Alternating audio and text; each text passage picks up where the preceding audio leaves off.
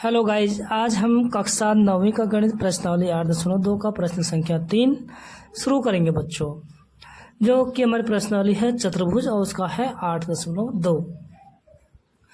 तो इसमें जो सारे क्वेश्चन है बच्चों, सारे प्रश्न हैं मध्य बिंदु प्रमेय पर ही आधारित हैं। तो ध्यान रखिए, मध्य बिंदु प्रमेय क्या होता है ये आप लोगों को मैं बता चुका हूँ।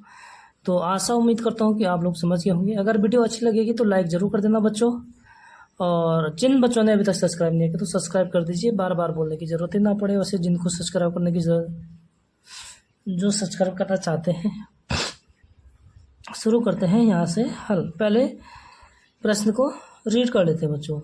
ABCD एक आयत है। हमारे पास ABCD क्या है? एक आयत है। तो एक आयत बना देते हैं बच्चों।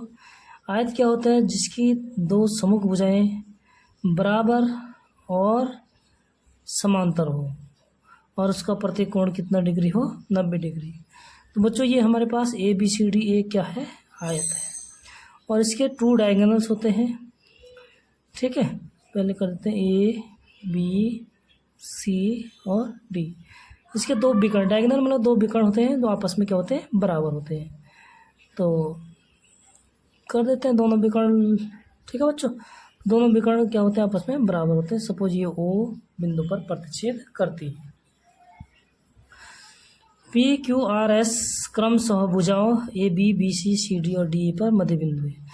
जो PQRS है क्या है? इनके क्रमशः मध्य बिंदु है, यानी AB का मध्य बिंदु P, BC का Q और CD का PQR और DA का S, ये इनके क्या है? मध्य बिंदु है। अब मध्य बिंदु पर में आप क्या जानते हैं कि जो ये 2 रेखाएं होती हैं, जो ये 2 मध्य बिंदु को मिलाने वाली रेखा होती है, ये क्या होती है? हमारे विकर्ण की आधी होती है और समांतर होती है। ठीक है, ये हमारा क्या है? मध्य बिंदु प्रमेय है बच्चों। ठीक है, तो हम क्या करते हैं, जो ये मध्य बिंदु हैं इनको मिला देते हैं बच्चों। अब देखिए, दर्शाइए कि चतुर्भुज PQRS एक सम चतुर्भुज है।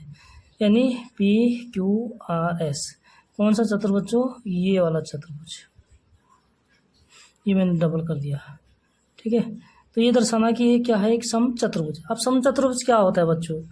सम चतुर्भुज का मतलब होता है जिसका प्रत्येक भुजा एक समान हो। ठीक है, उसको कहते हैं हम सम चतुर्भुज। तो हमें प्रूव करने की सारी भुजाएं ये क्या है? चारों भुजाएं जिस चतुर्भुज की बराबर हो। हमें प्रूव करने की चारों भुजाएं क्या है? बराबर हैं बच्चों। तो ये हमें प्रूव करने हैं। शुरू करते हैं। सबसे पहले लिखते हैं दिया है। क्या दिया है बच्चों? वो लिख देना आप। ABCD एक आयत है, लिख देता हूँ। रेक्टेंगल, इंग्लिश में कहते हैं इसको रेक्टेंगल। ठीक है बच्चों। PQRS क्रमशः मध्य बिंदु है। बस इतने लिख देंगे, बहुत है। सिद्ध करना है। सिद्ध क्या करना है बच्चों? कि PQRS एक सम चतुर्भुज है। अब सम चतुर्भुज के लिए क्या करते हैं? चारों भुजाएं बराबर हो, उसको प्रूव करके। ठीक है, यहाँ तक समझ गए। शुरू करते हैं बच्चों, उत्पत्ति सिद्ध करते हैं कैसे करना है। तो मध्य बिंदु प्रमेय में हम क्या जानते हैं कि जो हमारा ये विकर्ण है, ठीक है, इसको एक त्रिभुज ले लेते हैं। त्रिभुज की किसी 2 भुजाओं के मध्य बिंदु को मिलाने वाली रेखा उसकी तीसरी भुजा से क्या होती है? आधी होती है और समांतर होती है। ये है मध्य बिंदु प्रमेय। ठीक है, तो पहले करते हैं स्टार्ट त्रिभुज ABC में। देखो बच्चों, त्रिभुज ABC में क्या दिख रहा हमें कि PQ समांतर है किसके? AC की, और PQ बराबर 1/2 AC, यानी इसका हाफ है। ठीक है, और इसका कारण क्या है? ये हो जाएगा समीकरण नंबर 1। कारण क्या बच्चे? मध्य बिंदु प्रमेय। मध्य बिंदु प्रमेय। ठीक है बच्चों, ये हो गया हमारा इसका कारण। इसी तरह त्रिभुज ए डी सी में, इससे क्या होगा बच्चों, हमारे दो भुजाएं आपस में समांतर हो जाएंगी ऐसा करने से। ठीक है, तो त्रिभुज ए डी सी में एस आर समांतर है ए सी के और एस आर बराबर 1/2 ए सी। ठीक है, समीकरण नंबर 2। ये भी है बच्चों मध्य बिंदु प्रमेय से। ठीक है, यहाँ तक तो समझ में आ गया होगा आप, ये हर प्रश्न में यहाँ तक। अब देखिए हम समीकरण 1 और 2 की तुलना करेंगे तो पी क्यू ए सी का समांतर है और एस आर भी ए सी का समांतर है।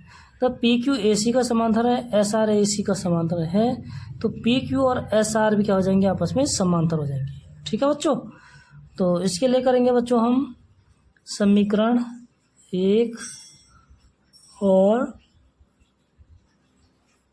2 से क्या है कि पी क्यू समांतर है एस आर की। ठीक है, और पी क्यू बराबर एस आर। ठीक है, जो भुजाएं समांतर होगी, दो भुजाओं का एक युग्म यानी सममुख भुजाओं का एक युग्म, क्योंकि ठीक है बच्चों, यहाँ हम इसका रीजन लिखेंगे, क्योंकि सम्मुख भुजाओं का एक युग्म बराबर और समांतर है। क्योंकि बराबर और समांतर है। ठीक है, जैसे हमारे पास ये चतुर्भुज है, यहाँ पे बना देता हूँ मैं दोबारा आयत को। ठीक है बच्चों, तो विस्तार से देखना आप लोग। ये हमारा क्या है, ऐसे विकर्ण है। ये यहाँ पे देखो बच्चों, ठीक है, ए बी सी और डी, मध्य बिंदु पी क्यू आर और एस, ये क्या है, मध्य बिंदु है। ठीक है बच्चों, तो अब क्या कह रहा हूँ कि जब दो भुजाएं समांतर, अगर ये भुजा इस भुजा के समांतर है तो समांतर पे दूरी भी तो हर जगह बराबर होगी बच्चों। ये दूरी बराबर होगी, चाहे बीच की दूरी बराबर होगी, ये दूरी बराबर होगी, कहीं पे भी दोनों बिंदुओं की दूरी क्या होगी, दोनों रेखाओं के बीच की दूरी बराबर होगी। तो उससे क्या स्पष्ट हो जाता है कि एस पी और पी क्यू भी क्या है, बराबर है। ठीक है बच्चों, तो देखो क्योंकि सममुख भुजाओं का एक बराबर और परस्पर है, इसलिए चतुर्भुज क्या है, समांतर चतुर्भुज है।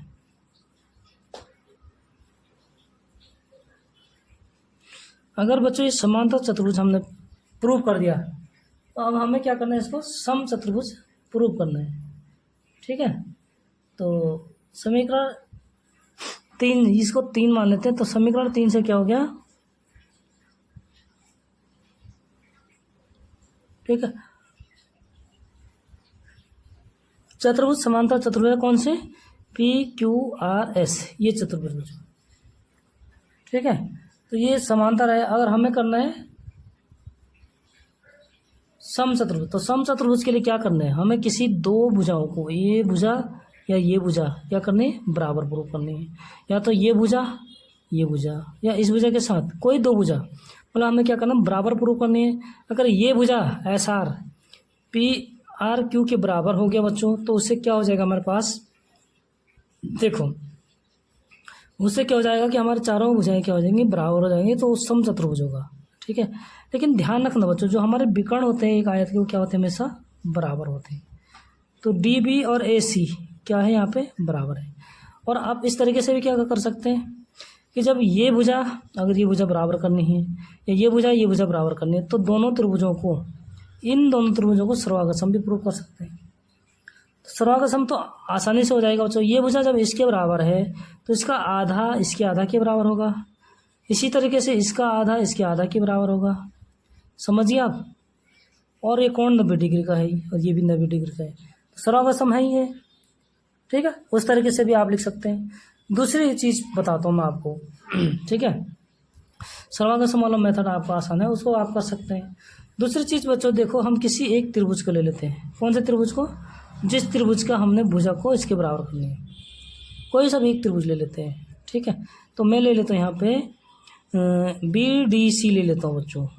ठीक है, देखो कहाँ है, BDC, ये वाला त्रिभुज ले लेता हूँ, कोई एक त्रिभुज ले लेता हूँ। ठीक है, तो त्रिभुज BDC में भी क्या होगा बच्चों, जो ये भुजा होगी ये इसके समांतर होगी। ठीक है, यानी RQ बराबर 1/2 AC ना DB। भाई RQ है तो इसके समांतर बराबर कौन सी है, DB है, तो इसको DB लिखेंगे बच्चों। क्लियर हो गया, देख लिया।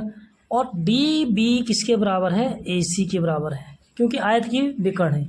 तो बच्चों हम DB की जगह AC लिख सकते हैं, यानी RQ बराबर 1/2 AC। क्यों?